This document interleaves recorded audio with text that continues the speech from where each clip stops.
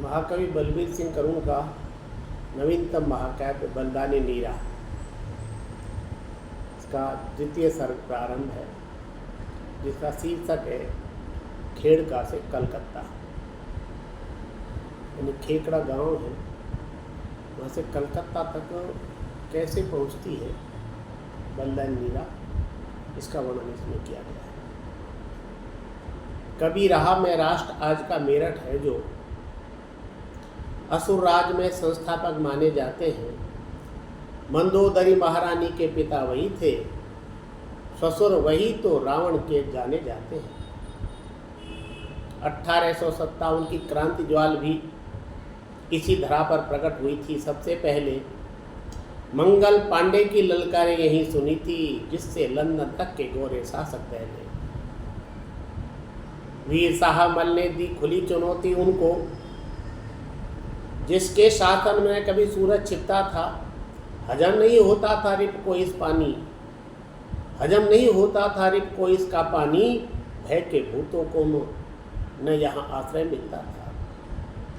बंदूकों का भय दिखलाने जब भी आते, इस जनपद में काले दिल्ले अफसर गोरे, लेकर फाल कुदाल गंडा से भाले बल्लम, उनसे भिड़ जाते थे निर्भय गबरू छोरे। यहाँ लोरियों में माताएं गाया करती प्राय कथा महाभारत के भीषण रण की। रात रात भर ढोलक चिमटे हारमोनियम की धुन पर आला के किस्से जनता सुनती। भजनी उपदेशक सांगीत तक गाते आए, किस्से अर्जुन भीम कर्ण के युद्धों वाले, और राष्ट्रहित प्राणार्पण की सदा प्रेरणा देते यहाँ भूमिया मंदिर और शिवालय। सावन तक में कोयल को भी पंचम स्वर में इस धरती पर समर गीत गाना पड़ता है। यहाँ कृष्ण को आना हो तो त्याग बांसुरी, चक्र सुदर्शन धार सदा आना पड़ता है। वर देने को उठी हथेली रघुनंदन की, भाती है पर धनुष धारण की बात और है। धनुर्भंग कर सिया बयाना अच्छा लगता, किंतु दशानन प्राण हरण की बात और है। युवा लखन जी परशुराम से भिड़ पड़ते हैं, उसी रूप पर नौछावर इस भूखे जन हैं। दुशासन का वक्ष चीर लोहू ले ला जाकर, भीम के तृप्ता के धोए देख मगन है। तांडवरत शिव की हर मुद्रा बहुत सुहाती, मंजीरों से ज्यादा भाती शंख ध्वनियाँ। एक तारे की तुम सुन लेते हैं, किंतु अधिक प्यारा लगता रोई का धुनिया। यहाँ कीर्तन भजन आरती पूजा तक के रंगों ढंगों के सारे अनुभव अलग हैं। बोल चाल के लहजे इसके कुछ न्यारे हैं, मूछे कम हैं लेकिन उनके ताव अलग हैं। जाट ब्राह्मण हरिजन हो या वैश्य सभी के सिंह नाम में आसानी से मिल सकता है। जाट ब्राह्मण हरिजन हो या वैश्य सभी के सिंह नाम में आसानी से मिल सकता है। गंगा यमुना दोनों का जल जिन्हें सुलभ हो, उनका खांडा कहाँ शत्रु से झेल सकता है। दिल्ली से थोड़ा सा पहले इस जनपद का कस्बा एक धनी किस्मत का चर्चित नामी, अमर रहेगी इतिहासों में युगों युगों तक। उसने रख दी अनुपम ऐसी एक कहानी। कहने वाले जिह्वाओं को, सुनने वाले सब श्रवणों को सौ प्रणाम है लाखों वंदन। लिखने वाली सभी लेखनी भी प्रणम्य है, उन्हें थामने वाले हाथों का अभिनंदन। ग्रंथों के वे पृष्ठधन्य हैं, जो वक्षों पर अंकित करवा अमर हो गए उस गाथा को पावन होती सभी दृष्टियां जो छू लेती उन पन्नों पर लिखी हुई अक्षरमाला को।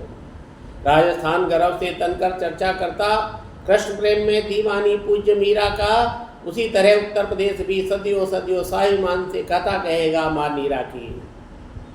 राजस्थान गर्व से तनकर चर्चा करता कृष्ण प्रेम में दीवानी पूज्या मीरा की, उसी तरह उत्तर प्रदेश भी सदियों सदियों स्वाभिमान से कथा कहेगा माँ नीरा की। नीरा माँ, हाँ माँ नीरा की, ब्रह्म कमल सी, हीरकनी सी, परिजात सी, गंगा जल सी, कौस्तुभमणि सी, पूनम वाले चंद शरी की, प्राप्त भवानी से शिवराया खंग शरी की। यहाँ खेकड़ा में जन्मी थी, किंतु आम जन नहीं जानता जननी कौन थी, पिता कौन है। राजनीति की मंडी है बेशर्म निठुर भी, क्या कहिए इतिहास आज तक रहे मौन है। आजाद हिंद सेना की प्रथम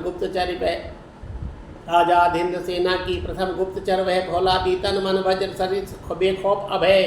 बनिया की बेटी कहकर हल्के में लेते उन्हीं लोगों ने कही अंततः उसकी जय। दधि माता खेते भक्त दाई माँ या धामा, जिनकी चर्चा का श्लोक महाभारत में है, वे ही आकर थे बसे यहाँ सबसे पहले होना, जिनका उल्लेख विगत आगत में है।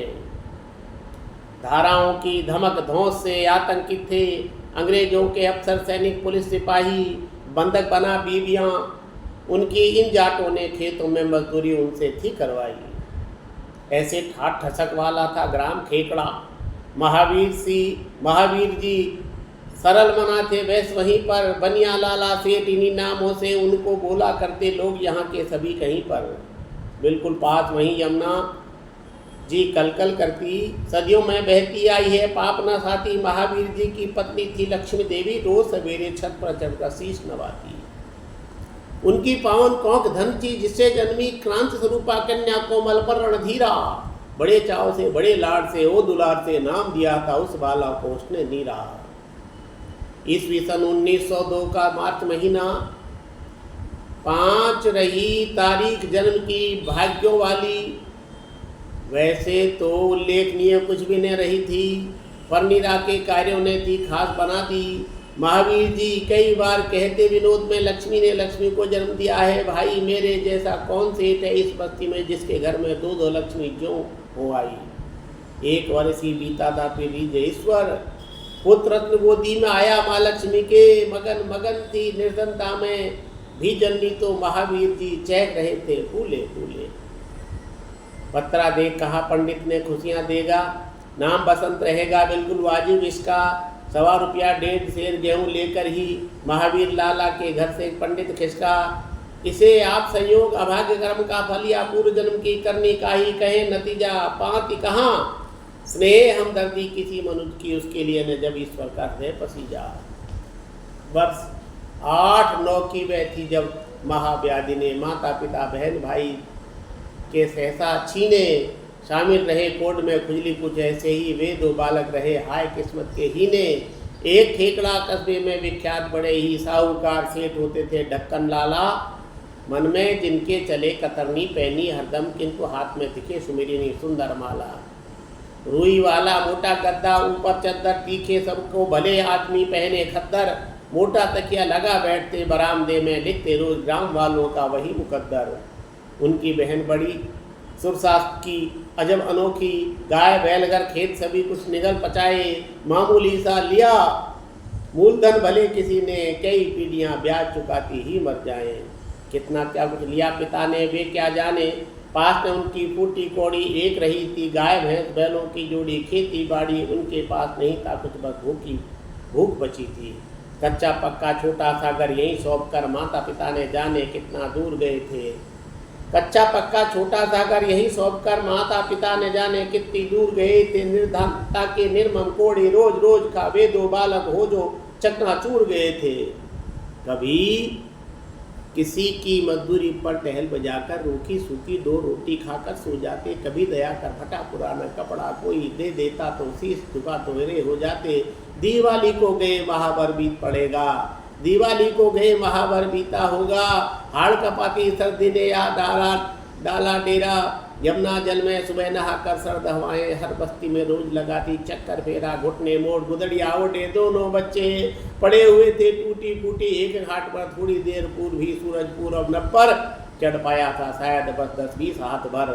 पहचानी सी आवाजों ने हाँक डांट सी, तभी अचानक दरवाजे पर पड़ी सुनाई, जिंदा हो या अभी मर गए बसंत नीरा। आंख मचलते जागे दोनों बहना भाई।